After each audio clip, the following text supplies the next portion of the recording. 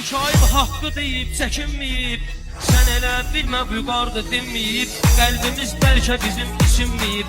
Mikail haqqı deyib çəkinməyib, axırında dörd divar varsa əgər, yanımızda olmazdı mərdi məzar. Yaxşı oğla etibar varsa əgər, uğru süsçiliyin, boş arzular vüqar üçün diliyin, vüqarın da adını qeyd ediyin. Kənd uşağımız peşəkar varsa əgər, kənd uşağımız peşəkar varsa əgər, kəndə gələn sahibə yüzdən gedir, kəndə gələn sahibə yüzdən gedir, kəndə gələn sahibə yüzdən gedir. Qırqay gələndə ona verərəm gözləgi, bizlərə məxsus edib düzləgi.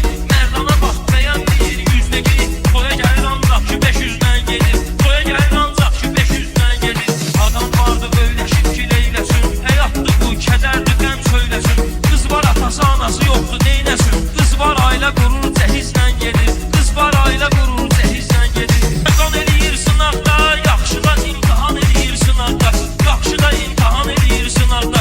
Kim ki oyan buyan eləyir sınaqda, biz vururam onlara bizdən gedir, biz vururam onlara bizdən gedir. Sən elə bilmə mən eğilmişəm indi, elşən üzüllü say bilmişəm indi. Toylara mərdancili süzdən gedir, toylara mərdancili süzdən gedir. Sahibi dərgahının döşər qolu təzimidir şahının, əsil bəndə odur ki Allahının, hüzruna nuranı bənizdən gedir, hüzruna nuranı bənizdən gedir. Bilən bilir vardı bizim hörmətimiz bu kənddə, şərəfimiz həmçinin gözəl qeyrətimiz bu kənddə. Müasirliyi neyniyir millətimiz bu kənddə, nə Londondur, a nə də Berlindir Balaxanı kəndi, nə Londondur, ala nə də Berlindir Balaxanı kəndi. Kodası zamanı da qeyrətli olan bir yerdir, şairin fikrinə diqqətli olan bir yerdir, kəndimiz Balaxanı hörmətli olan bir yerdir. Bu sözü mən demişəm iminlə boy Balaxanıda, bu sözü mən demişəm iminlə boy Balaxanıda.